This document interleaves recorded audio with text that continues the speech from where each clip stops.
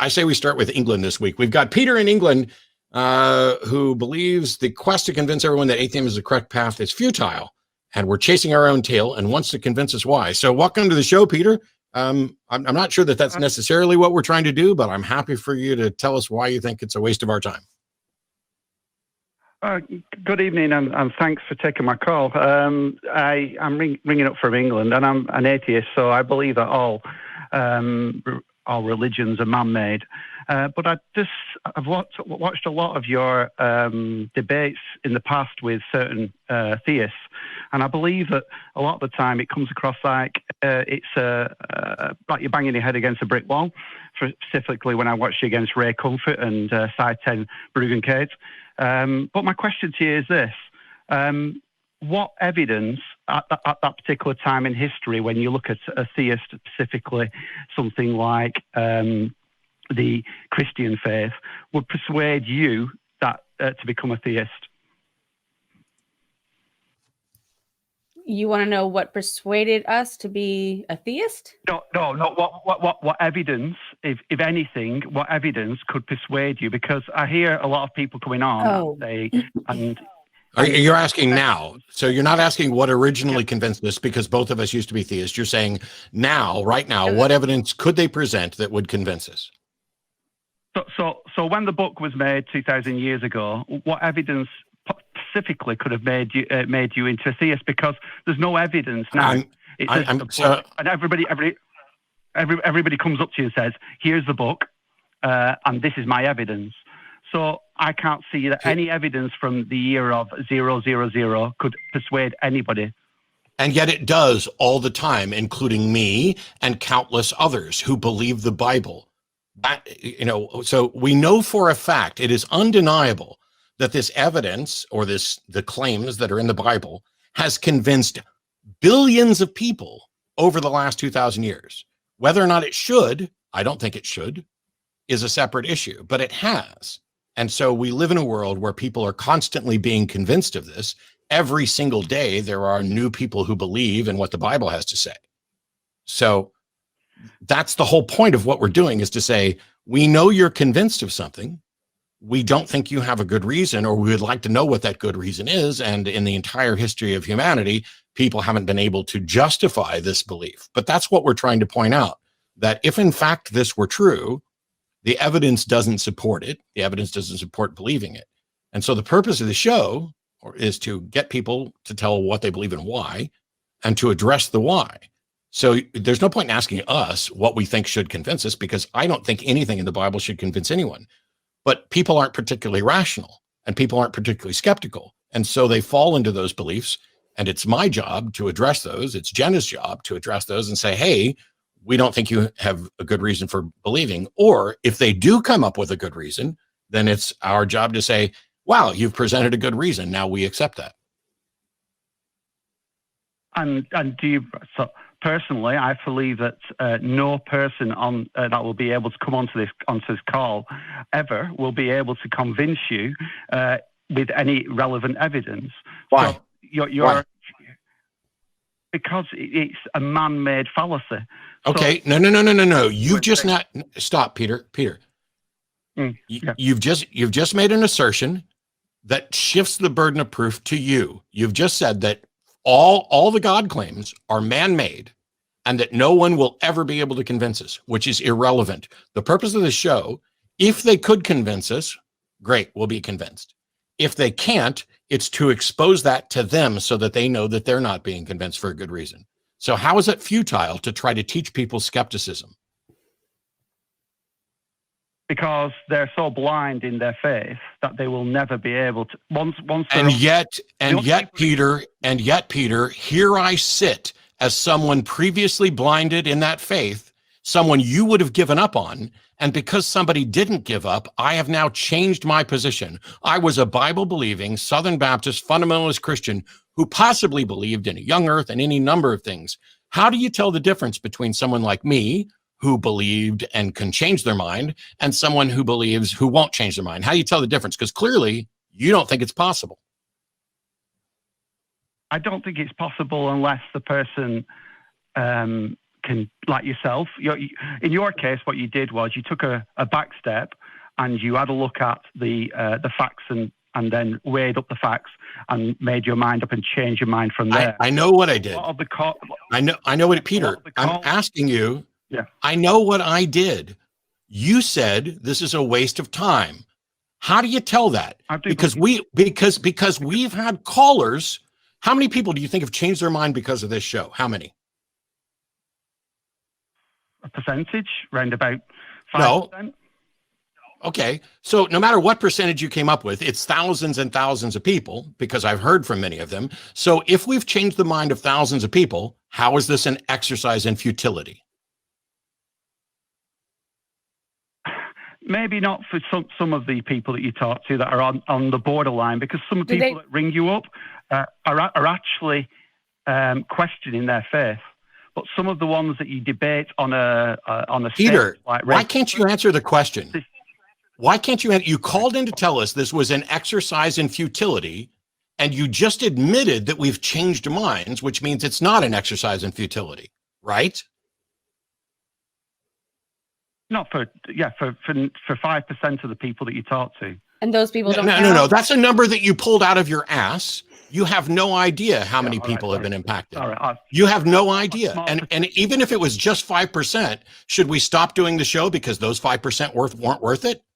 Your smug superiority and dismissal of what we do here, you asserted that it's an exercise in futility, and now you've had to agree that it's not. I'm curious if you have ever believed in anything supernatural. Supernatural, no. Nothing. So then why are you? No, how do?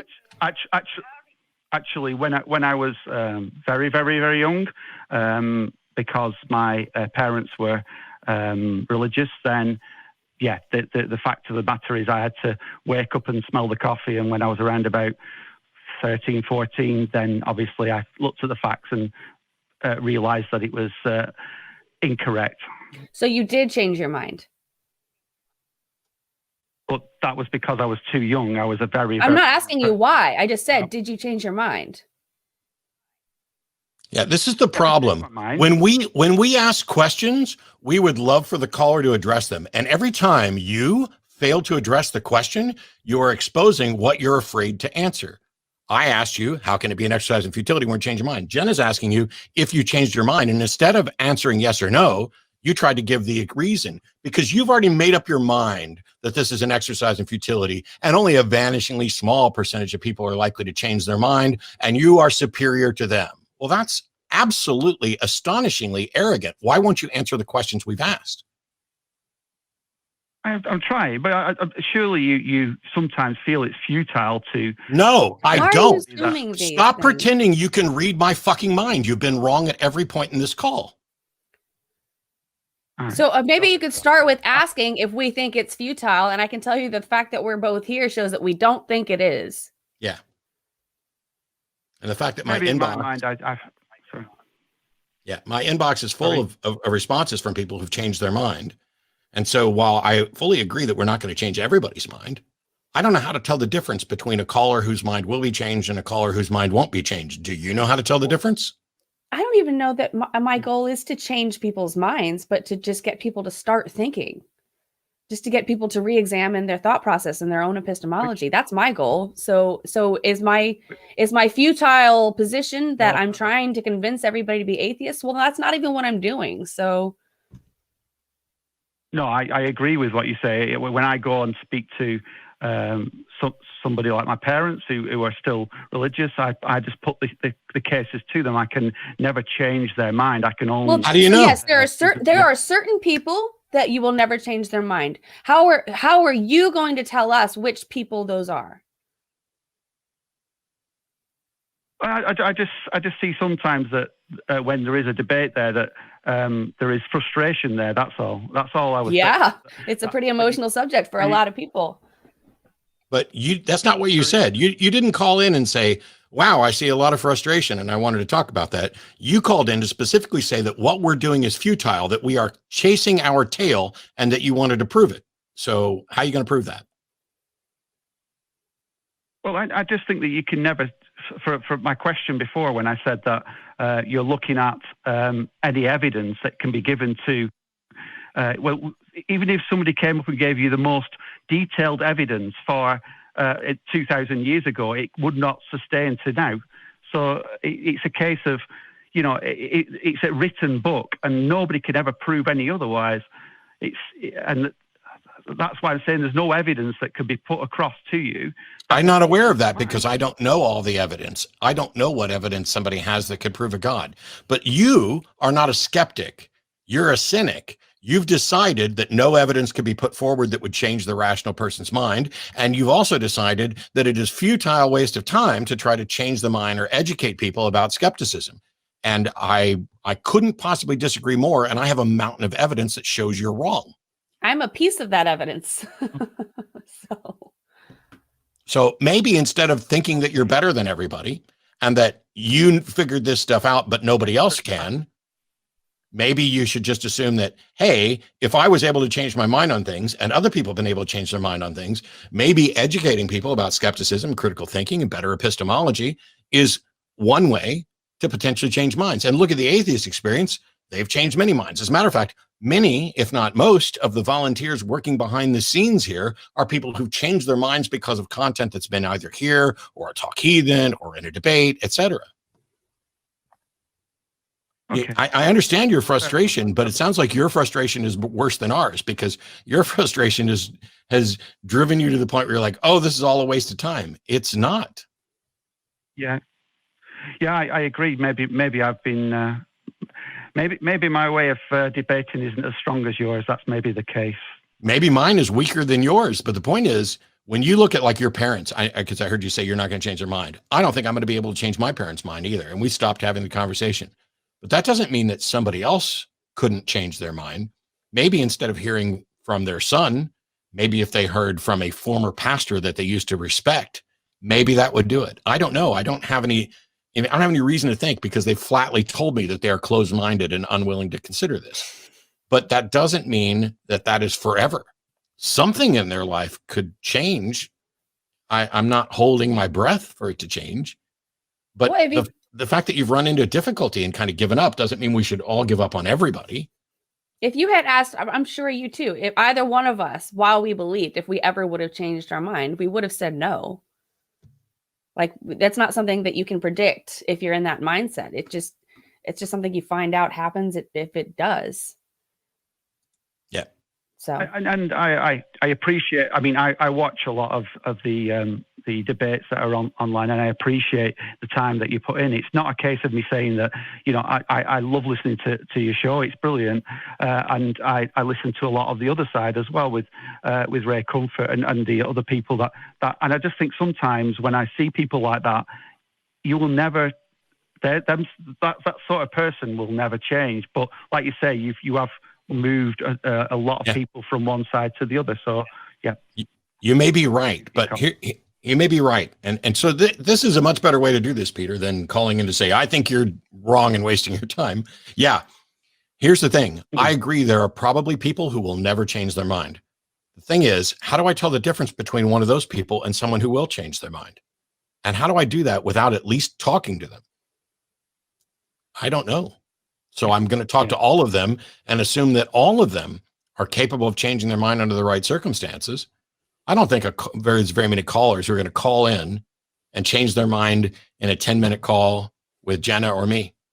I just don't think that's likely, but maybe over a bunch of calls, maybe over different calls, maybe with somebody else. Well, you don't know how many episodes of this they've seen before they call in either. Yeah. So you could be the last straw. No, who knows? So at a minimum, all we're suggesting, and by the way, we're not making outgoing calls. We're not going door to door saying, you know, hey, have you stopped believing in Jesus yet? We can help. We're letting people call in to us. And I think that increases the likelihood of being effective because the only people who are really going to call in to try to defend theism are people who are incredibly strongly convinced that they have a good reason. And maybe they do. I don't know yet. It would be a mistake for me to say, everybody who's going to call in today is clearly wrong. I know this ahead of time. That is some bullshit. That's not skepticism. That's cynicism. And so instead, while I'm not incredibly optimistic that we're going to get indisputable proof of God today, I'm open to the possibility. Moreover, though, both of us, both Jenna and I, want to have conversations with people so that we can say, hey, you believe something and I believe something. Let's take a look at the reasons why we believe it, which, by the way, Peter, is exactly what we just did with you. You believed this was futile. We believed it's not. And so we talk about, what are the reasons for this? How do you tell? And in the end, you're like, okay, it's not futile, but here's my frustrations. And my answer is, I share your frustrations. More so, because I've been doing this for 16 years. Have you ever felt that, I mean, like when I saw the actual debate against certain people, have you ever just felt like saying, right, enough's enough, we've gone through, you're not answering the question, and you've not answered the specifics, but you just go over the same thing about the book, and just felt like walking out of a debate? Yeah. Have you seen him hang up on people before? Yeah. I've hung up on plenty of people. Yeah, I've never walked out of a debate, but I have in a debate said, okay, I'm done. Let's move on to questions. I have nothing else to say to this person that I'm debating. I've done that at least twice at least once that I can remember. It may have been worded slightly differently in the other one, but yeah, of course I felt like that. I don't see any person that can come on to this atheist experience and give you evidence that anybody would take down and say that would be the evidence that would say, yes, it's changed my mind. And I'll never see that, I don't think. So, but that's my opinion. Well, stay tuned. While that's possible, that it may never happen. The fact is that we don't know. And so that's why we're still here. But stay tuned, Peter, because there are 5 theist callers on hold, and at least one, I'm taking 2, 3 of them are willing to present evidence for their God. And so any one of them might have the thing that we're all looking for. But we got to wait and see. I'm there with bated breath. Thank you for taking my call anyway. Yes. Thanks bated for breath. Thanks, Peter. I appreciate it. Bated breath is great. Holding your breath, probably not wise. Right. I mean, I don't think we're going to find anything either, but does that mean we're not going to? I mean, yeah, it's like, I don't, as a skeptic, and thanks, Peter, thanks for the call. I'm going to let you go. We're going to move on. But as a skeptic and a fan of the James Randi Educational Foundation and those people who were testing for paranormal activity, I don't think I'm likely to find proof of paranormal or supernatural activity in my entire life. And that's partly because we keep testing it over and over again. And if there was something to it, one would expect that we would have found it by now. It's kind of like the argument for divine hiddenness. If there was a God, why is it hiding from all of us? Why are we having these conversations about, here's an argument that proves God, or here's a personal experience that proves God? If it actually proved God, then God should be trivially recognizable by everybody, and God should just show up and clear it up for the people who are confused. At the very least, we could come up with at least one definition of a God.